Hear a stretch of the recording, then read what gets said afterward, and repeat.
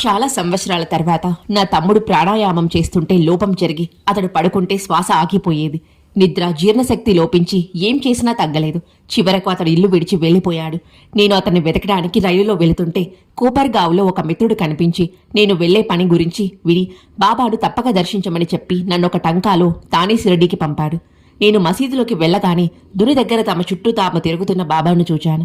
నేను నమస్కరించగానే ఆయన ఖండోబా వద్దకు వెళ్ళు అని ఆదేశించారు.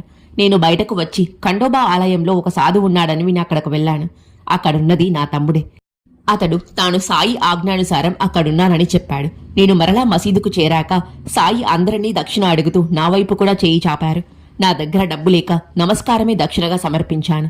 బాబా హిందీలో ఒక చెట్టున్నది, ఇద్దరు దాని పైకెక్కారు, ఒకరు క్రిందకు ఒకరు పైకి వెళ్లారు అని నవ్వారు. నాకు వెంటనే తపోవన సాధువు గుర్తొచ్చాడు. ఈ ఇద్దరికి పోలికలున్నాయి, కానీ శాస్త్రి తపోవనం వెళ్లే నాటికి బాబా